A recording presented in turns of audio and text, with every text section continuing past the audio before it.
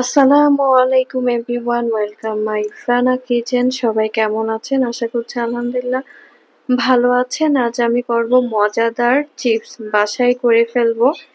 এটা বিক্রমপুরের ভাষায় বুরিন্দা বলে। প্রথমে আলুগুলো ভালোভাবে ছেলে পানিতে ভিজাতে হবে, না হলে কালো কালো হয়ে যায়। এভাবেও করতে পারবেন, গোল গোল করে। একটু মোটা মোটা করেও করতে পারবেন। এটা হবে একটু মোটা মোটা চিপস। আমি ডিজাইন করা চিপসও দেখিয়ে দিব। একদম স্লাইস ভাবে বটি দিয়েও কাটতে পারেন বা মেশিনেও। এটা এই যে এভাবে মেশিনে কাটতে হয় এই চিপসটা। এটা দেখতেও সুন্দর লাগে, পরিবেশন করতেও ভালো লাগে। কোনো মেহমান আসলে তার সামনে দিতে খুবই সুন্দর লাগে। যে আলুটা ছিলেই কিন্তু এই যে এভাবে সুন্দরভাবে একটা মেশিনে এভাবে ডিজাইন করা যায়। এই মেশিনটা বাণিজ্য মেলায় অ্যাভেলেবেল পাওয়া যায়। এই যে দেখেন সুন্দরভাবে ডিজাইন গুলা হয়ে যায়, কতটা সুন্দর লাগে। একদম লেস চিপসের থেকে অনেক বেশি সুন্দর লাগে। ঘরোয়া জিনিস কিন্তু খেতে অনেক বেশি মজা, অনেক বেশি স্বাস্থ্যকর। বাচ্চাদের জন্য তো এই চিপসটাই খুব ভালো। আরেকটা এই যে সেই ফার্স্টে যেভাবে দেখিয়েছিলাম মোটাভাবে, এটা এখন একদম পাতলা পাতলা স্লাইস ভাবে এভাবে কেটে নিব গোল গোল করে।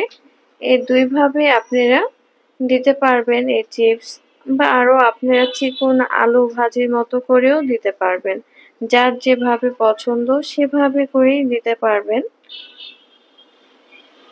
দেখেন সুন্দরভাবে কাটা হয়ে গেছে। পানিতে ভিজিয়ে রাখতে হবে, না হলে কিন্তু আলুগুলো একদম কালো হয়ে যাবে।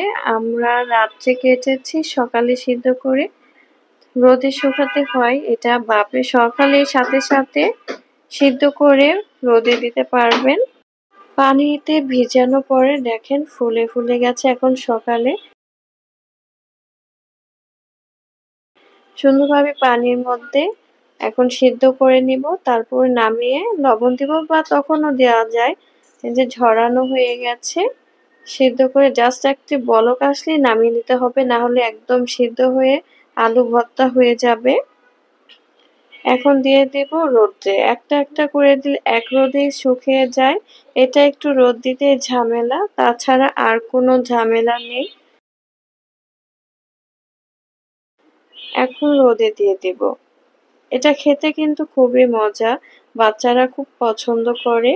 বাচ্চাদের জন্যই ফ্রেশ খাবারটা দেওয়া।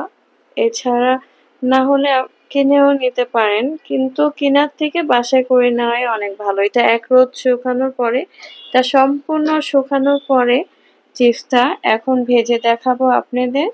একটি প্যানের মধ্যে অল্প তেলের মধ্যেই সুন্দরভাবে ভেজে নেওয়া যায়। এখন দেখেন একদম সামান্য তেল, হাফ কাপেরও কম তেল দিয়েছি প্যানের মধ্যে। প্যানটা গরম হয়ে গেছে। এখন সুন্দরভাবে দেখেন তাতে চিপসগুলা ভাজা হয়ে যাচ্ছে।